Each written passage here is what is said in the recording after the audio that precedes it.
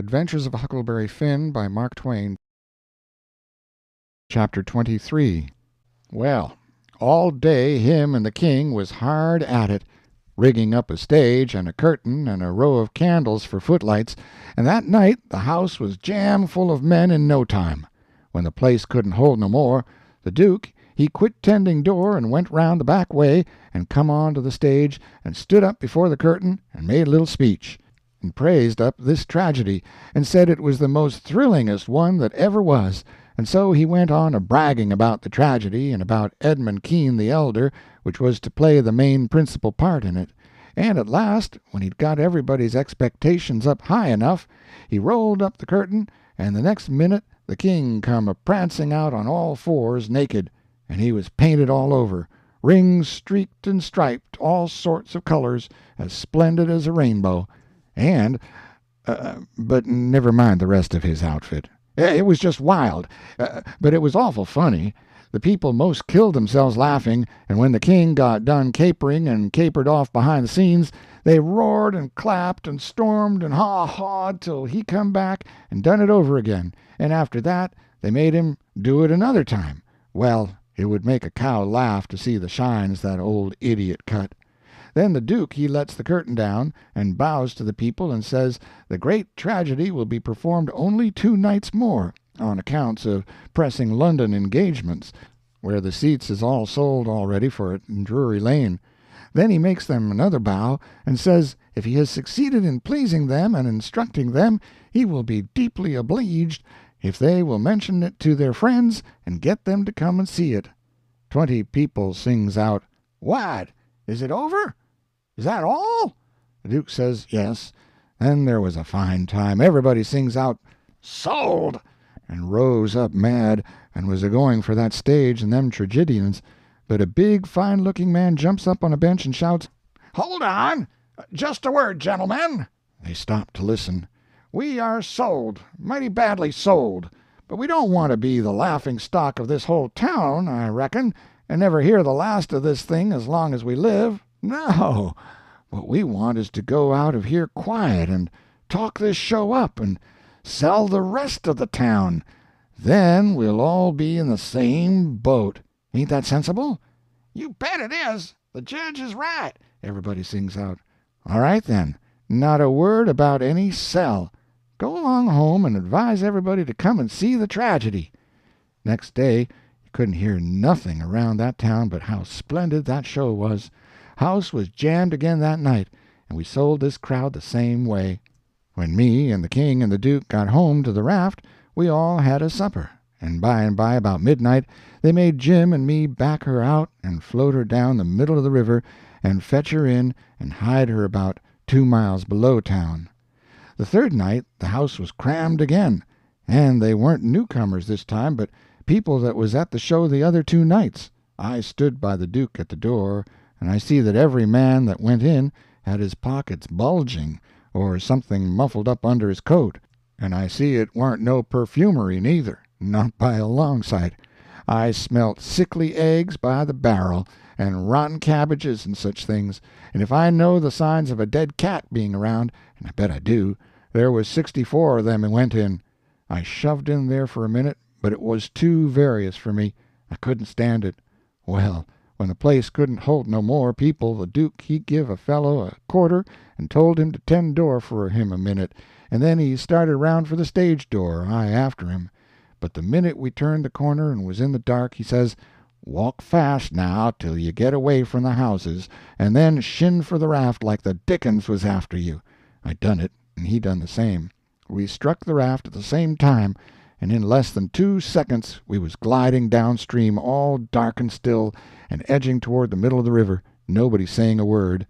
I reckon the poor king was in for a gaudy time of it with the audience, but nothing of the sort.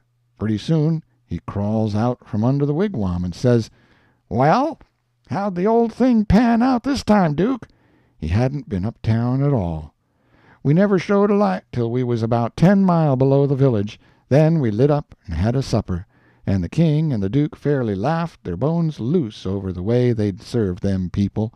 The Duke says, "Greenhorns, flatheads, I knew the first house would keep mum and let the rest of the town get roped in, and I knew they'd lay for us the third night, and consider it was their turn now.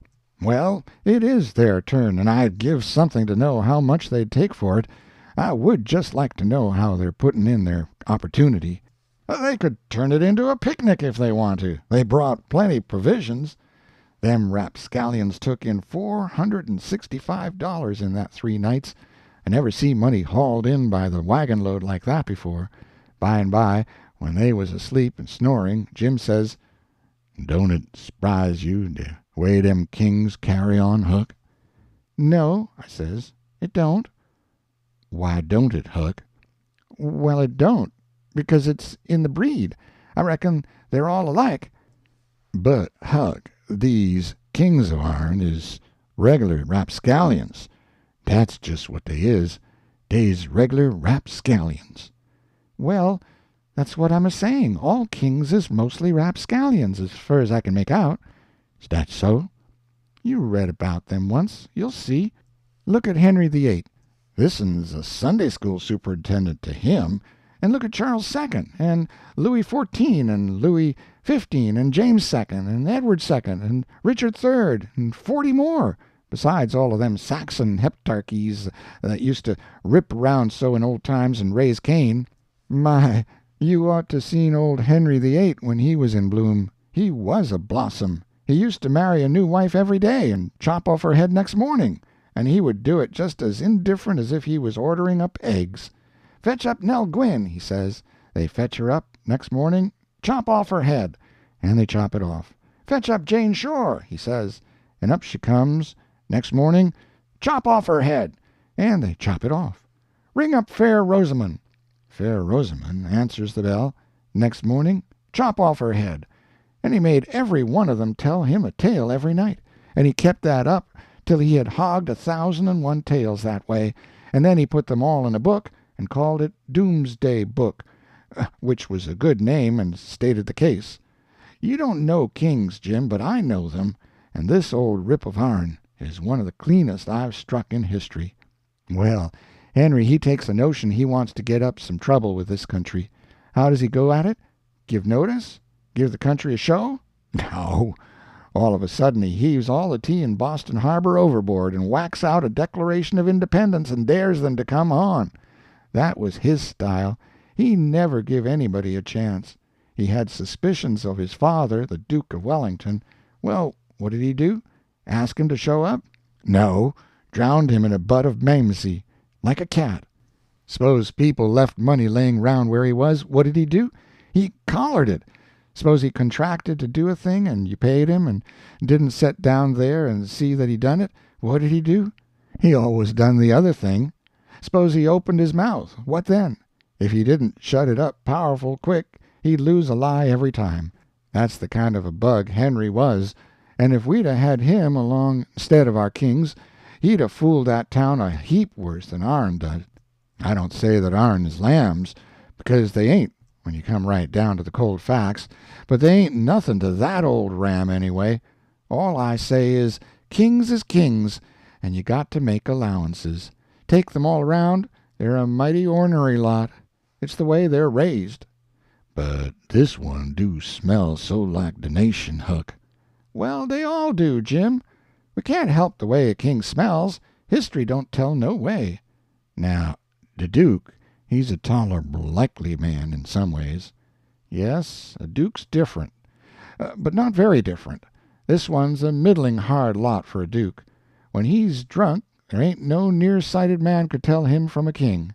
"Well, anyways, I don't hanker for no more on 'em, Huck. These is all I can stand." "It's the way I feel too, Jim. But we've got them on our hands, and we got to remember what they are and make allowances. Sometimes I wish we could hear of a country that's out of kings." What was the use to tell Jim these weren't real kings and dukes? It wouldn't have done no good. And besides, it was just as I said, you couldn't tell them from the real kind. I went to sleep, and Jim didn't call me when it was my turn. He often done that. When I waked up, just at daybreak, he was sitting there with his head down betwixt his knees, moaning and mourning to himself. I didn't take notice nor let on.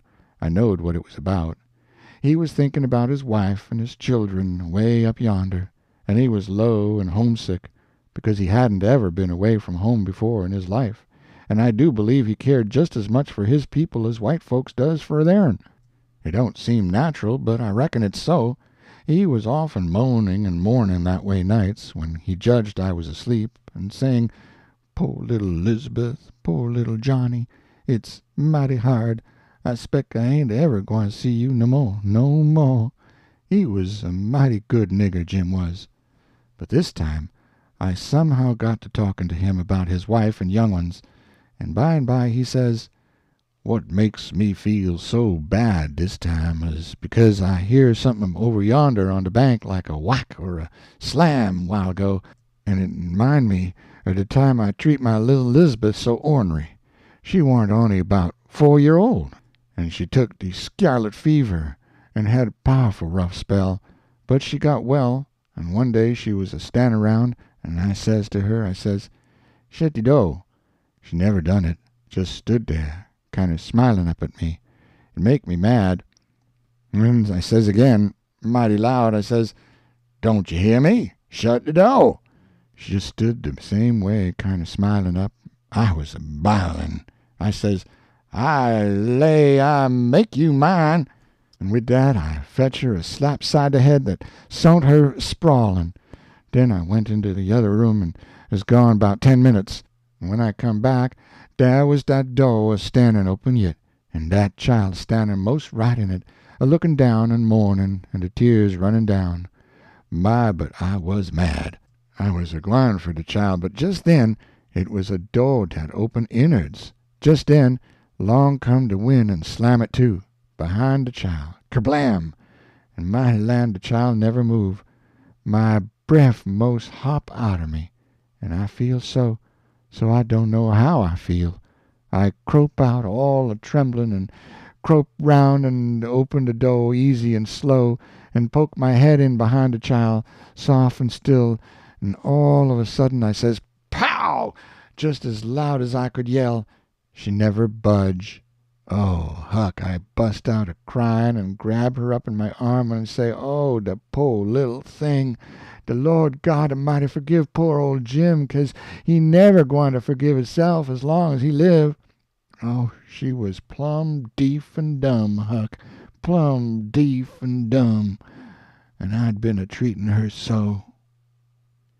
End of chapter 23.